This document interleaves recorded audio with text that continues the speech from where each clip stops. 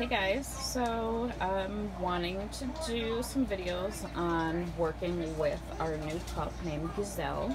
Güzel is a 9-week-old Anatolian Shepherd dog.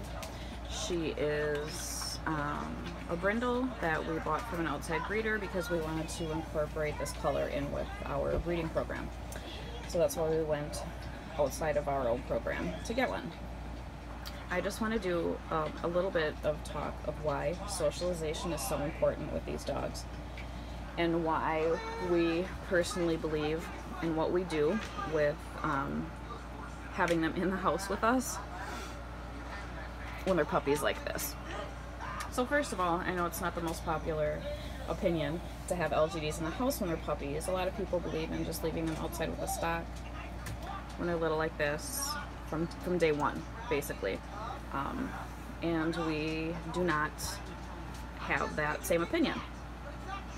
This is one of the reasons why right here. So she came from a farm that she was born out with the stock. Get out of there. And she's never seen a house before. So we've only had her less than 24 hours. This is a huge change for her, okay? But if we were to take her, who's obviously terrified right now, you could tell her body language, she's a mess right now. If we were to take her and put her outside right now and leave her out there, first of all, she'd be by herself. She doesn't have anybody else her own age. Even if we put her in with one of our female LGDs that's 2 years old, they're not bonded, they don't know each other. That female would be like, whatever. She would still essentially be alone. How terrifying is that, to be just taken away from your mom, your siblings, get out of here, everything you've known as home, to be dropped outside and left by yourself. I mean, that's even more terrifying than at least being in a house like this where you're seeing other human beings. So what we do with her for this first season of life is going to be, she'll be in the house, raised just like any other normal dog. What is that? She's obviously crate trained, getting crate trained. She'll be housebroke and everything just like anybody else. So this is why, like I said, socialization is very important. They need to be exposed to different sights, sounds, smells, tastes, the whole entire thing. For her, even the sound of her crate door being opened, just like these, she's scared of. Just having this different wire when she steps on it, this linoleum is scary for her. So this is why it's very important, get out of here, for them to be socialized. Being socialized isn't just about being, brought out with other people and going into stores and stuff like that. That's part of it too, but so many different things that are composed of that. And my deal is, as a breeder, if you don't have the time to put into, and their litters are big, I get it, but if you don't have that time to put into each individual puppy before they go out to their forever home, then you shouldn't be doing it, because then the next owner is dealt with now this to try and help her. So she'll stay in here with us.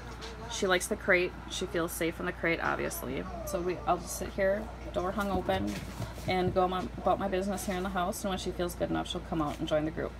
I also want to touch on the fact that this is also commonly where food aggression can come in. People talk a lot about food aggression or resource guarding. And a lot of times, it's not, the stem of it is not aggression. It's not anger. It's not being mean at all. It's actually fear-based. And this is one great example of where it can come from. You can take a pup or a dog that feels insecure, unsure. Is my food going to stay here all the time? Are they going to take it from me? I'm in a new place. I feel like it needs to be mine. I just don't have the self-confidence and self-assurance. So if somebody tries to take my food, I better take it first. So a lot of times that's where it comes from. And you can see that come up in older dogs as well. But this is another example of where it can come from. So with this door open, like you saw, the cats and the kittens are coming in and out of this constantly, so she needs to get used to that. And just day to day doing this is going to build up her confidence. So that will hopefully not happen with her. So yeah, this is just my little lecture about why socializing is so important. Now, if she had the confidence and stuff to be out moving around and working really well, we would, she'd come out in the barn with me right away. She'd be right by my side all the time doing what I do. She would bond to me, the shepherd, and just start getting used to our day-to-day routines. Well, she's so introverted right now that I just want to take things real slow with her. So working with animals is a very fluid concept. You can't say day 1 you do this, day 2 you do that for X amount of minutes, and then, you know, for X amount of days. Like, it doesn't work like that. It has to be a very fluid concept. You have to meet them where they're at and start from wherever they are. And so where she is right now is just in a super new place, and even outside she feels uncomfortable. So even if she was outside and felt comfortable and confident, well, then we would just move to doing a lot of outside work. But outside she's even everything she's just very leery of. So we're just gonna take it slower than I had anticipated, and that's okay. That's okay. Sometimes you just don't really know what you're getting until you get into it, and that is okay. So right now we're just gonna focus on bonding. We're gonna focus on getting settled in, and that's okay too, because that's training in itself too. You're laying down the foundation, a strong foundation, to build up on from then. This isn't a race. It's not a rush. So even in here, she's getting used to different sights, sounds, smells, textures. We're introducing her. What we use as treats here is homemade goat cheese. Very bland, but they like the taste of it. But even anything like slimy or soft consistency, you can tell she's not used to. All she's ever had is dry kibble, and that is it. So even that is stimulation enough to keep her mind busy. Kittens, I can tell she's not really used to, so seeing the kittens run around and play is good. We need a dog that is okay with kittens. And yeah, we have our house dogs in here. I'll bring one of my female LGDs in here, and hopefully she can get some bonding with them, and goofy kittens too. So all this stuff is good. She gets used to my voice, the kids' voice, all good things. And it's just a matter of just take your time. Just be patient. She'll get there. She'll get there. But you want a dog, you want an LG that has confidence behind them. You want that to happen, trust me. You don't want an insecure adult, because that is a whole mess. A big mess, literally. What are they doing, Güzel? What are they doing? What are they doing? You're okay, baby girl.